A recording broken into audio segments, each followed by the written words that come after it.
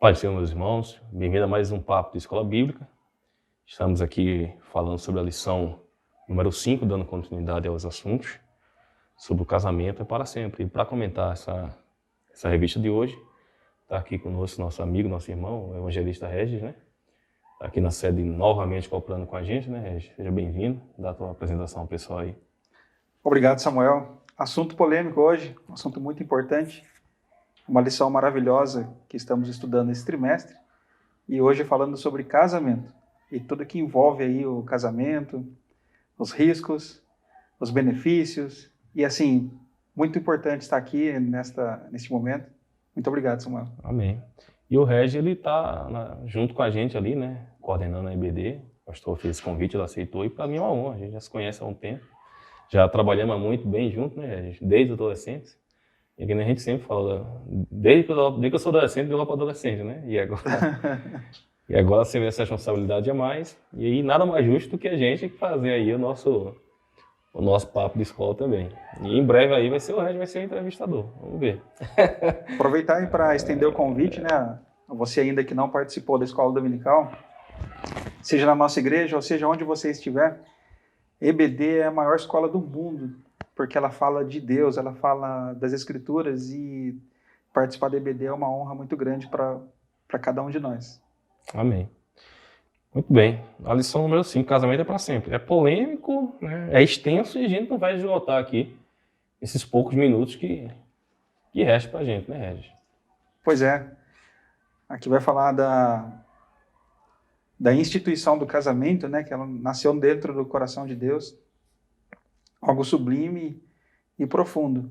E que hoje essa relação, que ela é tão pura, tão maravilhosa, ela é banalizada, né, nessa atual conjuntura.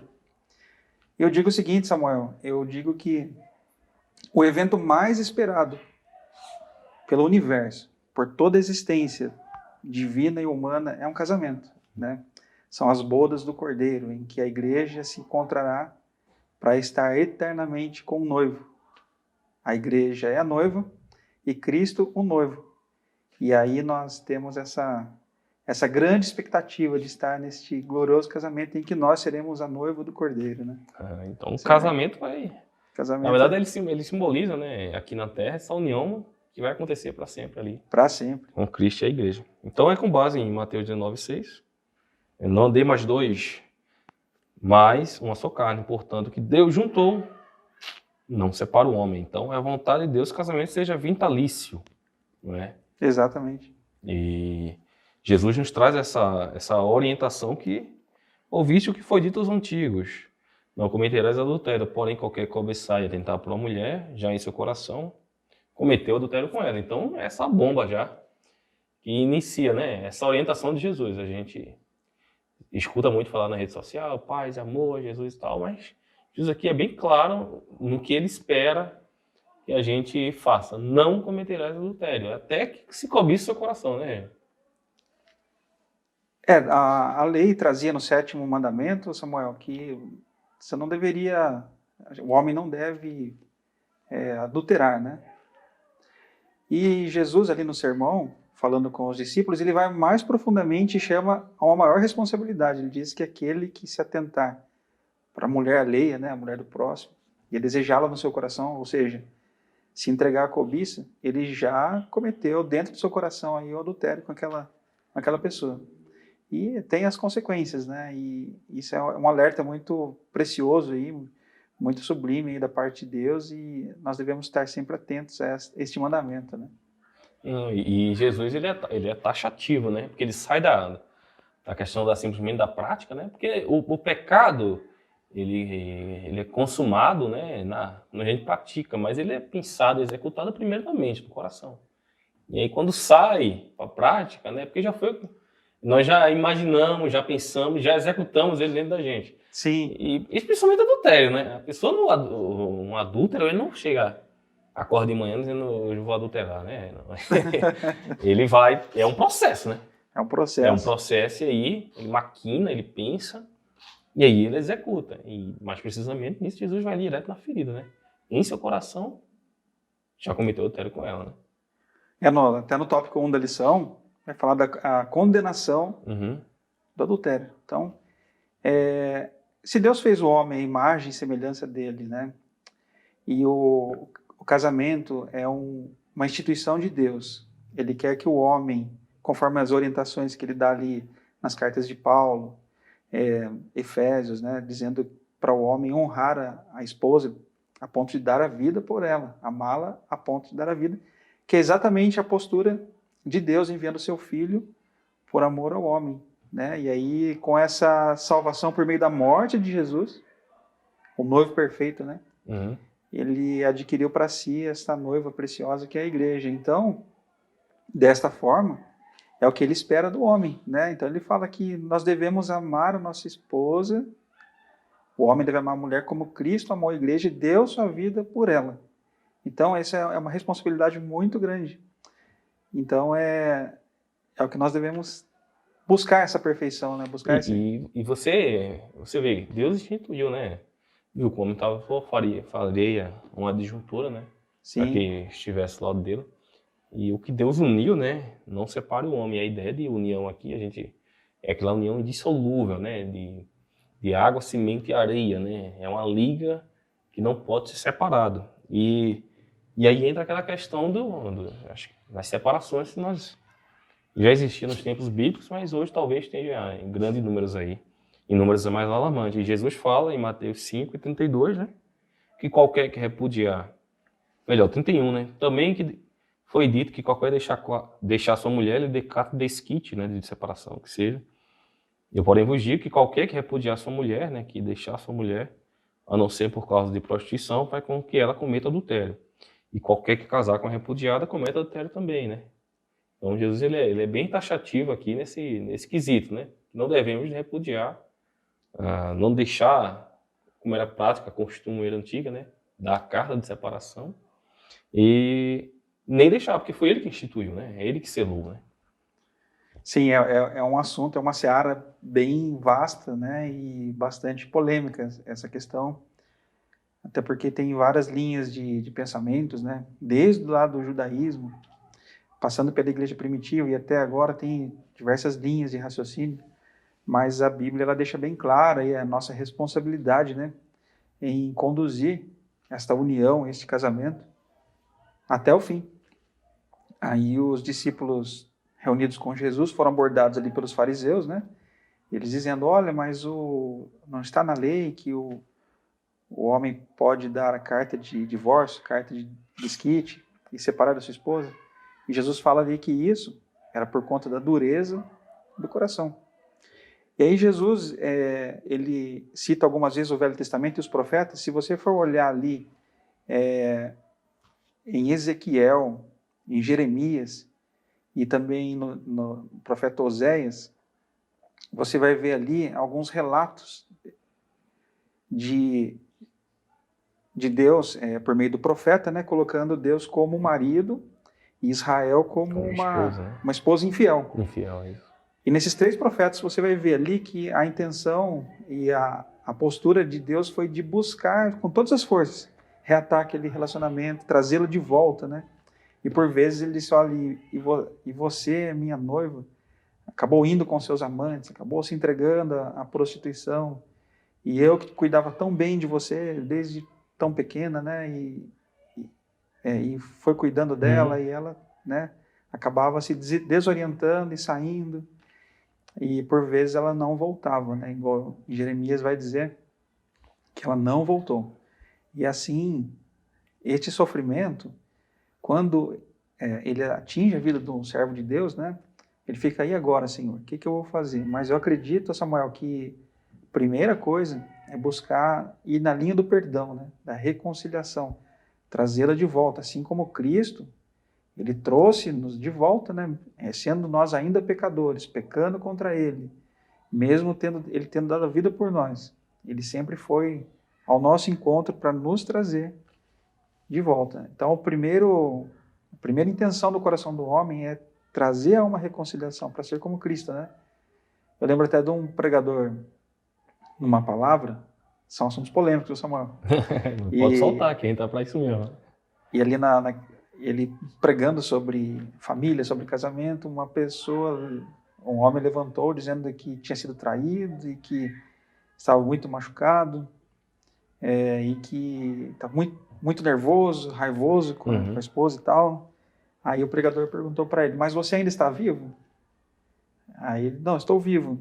Então, a Bíblia mandou você dar até a vida por ela. Então, tenta um pouco mais. Então, assim, assuntos polêmicos, né? São situações difíceis que o homem, às vezes, passa, a mulher também, né? Com a questão da traição, do adultério dentro do lar, né? Isso machuca muito, vai ver aí na lição, na parte 2 da lição, como que isso arrasa com a família, né? A família. E traz consequências até eternas, né, Samuel?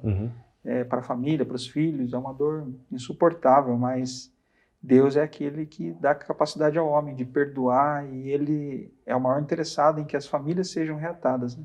E que o nome dele seja glorificado. Não, e é complicado porque a questão de casamento, de relacionamento humano, já é complicado um relacionamento com pessoas que não são nossas esposas, não é minha esposa, né? Que não faz parte dentro do nosso ciclo familiar. Quando é família, quando é marido e mulher, você naturalmente é condicionado através do amor a viver com essa pessoa e entregando, né? Entregando seu coração para essa pessoa. Então, isso tudo é muito complicado, porque quando você se entrega para alguém, né? Entrega seu coração para alguém, e essa confiança, ela é rompida, ela é traída, né? Então você fica arrasado, mas não é tanto pela prática em si, é porque tudo aquilo que você acreditava, né? Todo o ideal que você tinha, o respeito que você deu, aquilo não foi retribuído, né? E aí é natural que muitas pessoas fiquem arrasadas, como a revista traz, mas porque é complicado porque traz consequências a nível espiritual, né? E aí Jesus, ele traz a gente a atenção que o perdão, né, faz parte da característica do cristão, né? O perdão faz parte. Ele tem que estar presente, ele tem que ser capaz de perdoar, né? Se perdoar, amar somente o que vos ama, acho que recompensa tereis, disse Jesus, né? Então, o perdão é a força maior da prática da característica do cristão dentro do casamento. É verdade. Né? E são pequenas atitudes do dia a dia que a gente já tem que perdoar, né? Sim. Mas essa é uma que é um grande vulto de emoções, de ideais que são rompidos, e ali, consequentemente, a gente vê as causas que traz, quando não há um perdão, né? E com até amparo bíblico, mas Jesus até permite separar, né, Régio? Mas e o recasamento? E o recasamento, será que ele deixa? Rapaz, aí é uma polêmica mais profunda ainda. É, né? mais profunda. Mas eu acredito, Samuel, assim, né? O casamento é uma bênção, é uma grande bênção, né? O que eu te falei, né? Se o evento mais esperado por toda a existência humana e celestial, né? É esse casamento de Cristo com a igreja, então quer dizer que essa instituição divina, ela é maravilhosa. E isso significa, então, nós concluímos pela lógica simples, né? E crua, de que a afronta a essa instituição, né? A quebra deliberada deste laço, ao mesmo ponto que é algo maravilhoso, a quebra disso é horroroso, né? A quebra é horrorosa. Ela é muito ruim, muito prejudicial. E as consequências vêm, né? Se você for olhar ali, em Provérbios capítulo 5, Provérbios 5, ele fala ali exatamente para o jovem como ele deve se comportar. Fala da mulher estranha, da mulher adúltera, né? E ele fala que aquele que se envereda por esse caminho, no fim dos dias ele gemerá. Ele verá outro se beneficiar de tudo aquilo que ele plantou. Ou seja, o homem que se envereda pelo caminho do adultério, desonra o casamento, no fim da sua vida, sofre muito, Samuel. A gente vê aí tanta gente, situação deplorável no meio da sociedade, né? Mesmo escutando a palavra, vindo a Jesus, traz no seu corpo aí cicatrizes bem doloridas aí de uma vida devassa, né? Uma vida de entrega deliberada ao pecado, né? E a lição hoje ela vai mostrar para a gente, então, a importância, a beleza, né? A singeleza dessa união, casamento, o adultério suas consequências. E eu acho interessante, Samuel, na parte 2 aí da lição, que fala aonde nasce isso, né? Vai dizer que nasce dentro, é de dentro para fora, né? Isso é interessante também, essa Porque questão. assim, né, aquela questão que os convites têm, né, o mundo já de pecado, já de maligno, e principalmente hoje em dia, né, em que a sexualização tomou proporções absurdas, né, e tem instruído crianças até, adolescentes, jovens, e casamentos, né, normalizando o pecado e todas as formas de prostituição, inclusive o adultério, né. Mas tudo isso, se a gente permite, né, se a gente alimenta o nosso coração com esse tipo de coisa, então é quando aí que quem rege o coração em gerar seu próprio corpo, né? Exatamente. E aí, até na lição eu estava lendo, achei interessante a abordagem do autor da lição, do comentário, né? Ele trata ali o coração lá na origem hebraica, que fala do interior do homem, né? E Jesus, certa vez, com os seus discípulos, ele foi abordado novamente pelos fariseus, e eles acusavam de que os discípulos, eles não lavavam as mãos, que era uma tradição dos líderes, né? Da igreja, ou melhor, do judaísmo, que é a tradição dos anciãos, que era lavar as mãos antes de comer. E Jesus sabiamente diz a eles assim, olha, o que contamina o homem não é o que entra pela boca do homem, pela sujeira das mãos, mas sim aquilo que nasce no coração do homem e sai, né? Aí ele vai citar ali uma série de pecados, entre eles a impureza sexual e os adultérios, né? Além de homicídios e tantas outras coisas aí que acarreta traumas horríveis na sociedade, né? Então, o pecado ele jaz dentro do homem, né? E cabe ao homem dominar esse pecado, né? Dominar essa concupiscência que vem dentro dele. Então, o que procede do coração permeia o pensamento do homem, determinando seu pensamento. Então, a maneira de que a gente se deixa impactar pelo pecado do mundo, pelas informações que o mundo tem, porque o inimigo vai estar sempre tentando de uma forma ou outra, tentando minar aquilo que Deus construiu, no caso aqui o casamento, né? Está sempre tentando destruir a família, sempre tentando destruir o casamento, sempre tentando normalizar o pecado, não é? E a velha mentira permanece, pode ir lá comer, fazer, não vai acontecer nada, isso aí é bobeira. Você vai ser até igual a Deus, que disse a serpente a Eva, né? Então, Satanás está sempre tentando minimizar os efeitos do pecado na vida daquele que comete. E é que nem você falou, e lá no final, né? Se aqui na Terra já vai plantar consequência, muito mais vai ter na eternidade, né? As consequências desse pecado. E é verdade, Samuel. E esse nascer da concupiscência no coração do homem, vai dizer a Bíblia que isso vai dar luz ao pecado, né? Aquela concupiscência ou o desejo, né? A cobiça, ela fica grávida, dá a luz ao pecado. O pecado sendo consumado gera a morte. Aí a morte lá do Éden vem passando a todos os homens. E aí todos estão destituídos da glória de Deus. E se você for analisar bem, Samuel, como você disse, o momento, as circunstâncias atuais, o cenário atual, ele permite com que o homem seja um pouco mais tentado que antigamente. E muito hoje pela mídia, pela rede social, né? Hoje, quem não tem um smartphone? Então, o homem ele dá lugar ao pensamento. E lá na frente ele vai consumar um ato de adultério, né? Lá na frente. Mas nesse meio tempo, ele tem ali na sua mão o smartphone. E não são poucos aqueles, e até mesmo dentro da igreja, que tem ali seus contatos, né? Aqueles contatos coloridos, né? De pessoas ali que ele mantém um relacionamento virtual e vai brincando com o pecado, vai brincando com aquele friozinho na barriga, vai se enveredando por aquilo. E a Bíblia condena isso, né? E tudo nasce ali do coração, da mente, né? No coração, são as raposinhas. Vai comendo asinha, vai destruindo. Antigamente, para o homem adulterar, ele tinha ali nos seus pensamentos, mas tinha uma certa barreira. Tinha a questão social, a familiar, né? Mas, se você for ver bem hoje, ele consegue fazer essa ponte do desejo até a consumação virtualmente. E aí é onde tem sido a queda de muita gente. E aí é onde entra aquela questão, né? A prática, né? o fazer através do corpo físico, não é? Deixa de ser algo tangível, mais tangível, né? E passa a ser virtual. E é quando Jesus entra, é direto no coração. Né? Exatamente. É tudo que está aqui dentro. É aqui que é gerado, né? Tudo aqui que é feito. Então, são essas... quando você permite que essas coisas entrem para dentro do seu casamento, que manchem seu casamento, né? Através de todas essas informações virtuais, isso vai minando o ideal do Deus para a vida do homem. Isso vai minando o casamento, vai frustrando o homem, porque o homem idealiza aquilo que ele vê na internet, dentro de casa, e vice-versa. A mulher idealiza aquilo que ela vê dentro de casa. E quando aquilo não acontece, é quando começam as crises, né? Porque aquele mundo virtual se torna um mundo ideal. Sim. Né? E aí é onde o homem tem suas quedas, né? Uhum. Quedas que são premeditadas, são plantadas, e quando ele vê, ele está caído, né?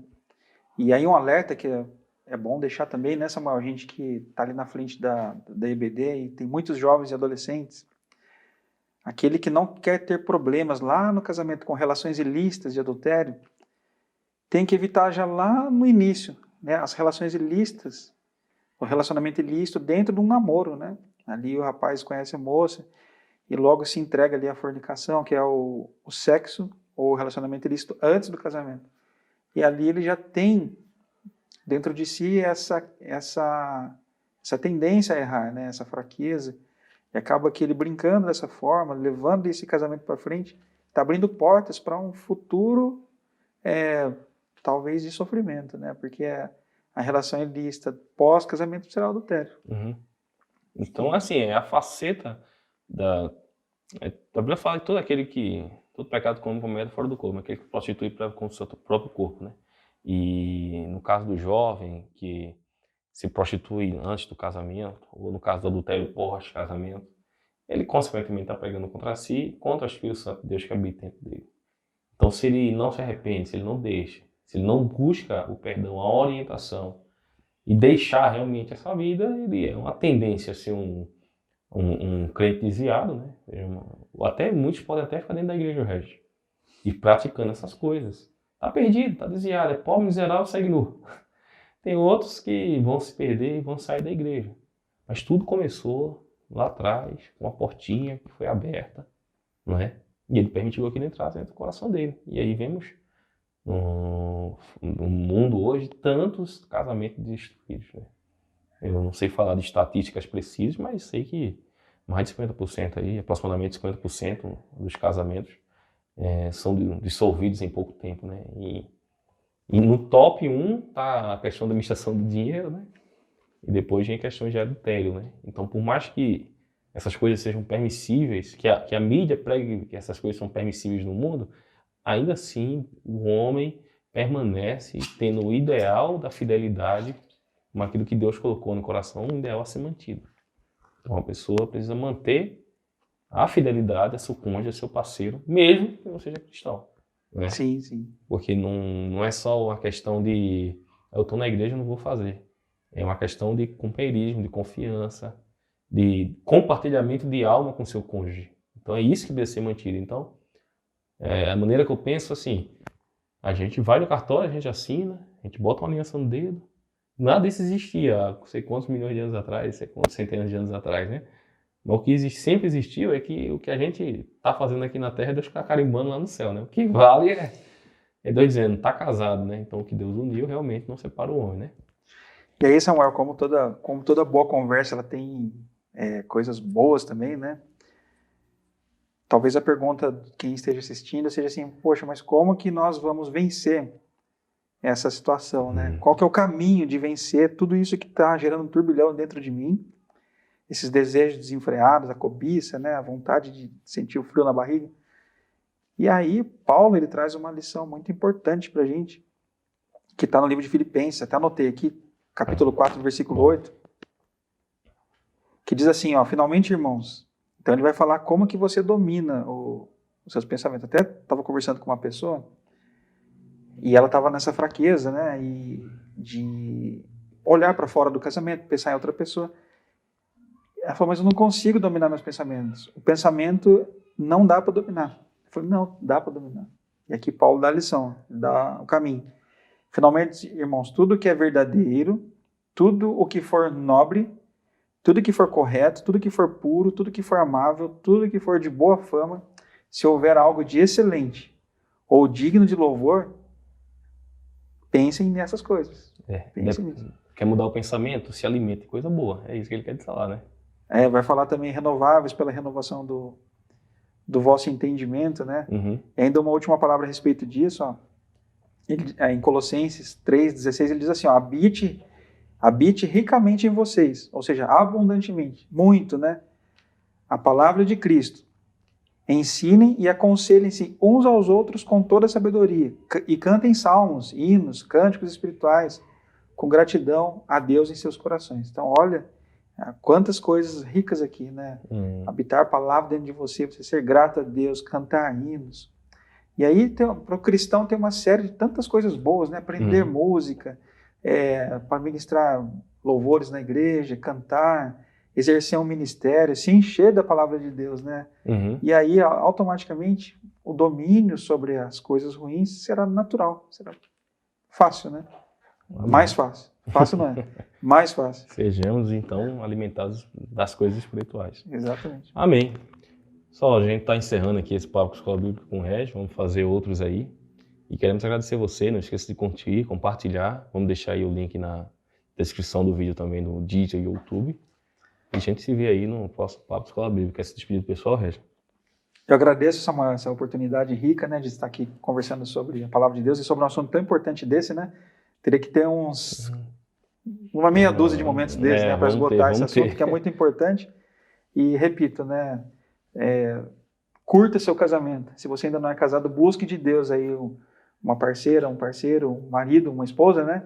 E seja feliz. O casamento é uma bênção instituída por Deus e todo homem e toda mulher deve almejar ter essa experiência. E aqueles que já estão tendo, cativar cada dia mais o amor, até que um dia nós nos casemos eternamente com o nosso noivo, que é Jesus, lá no céu.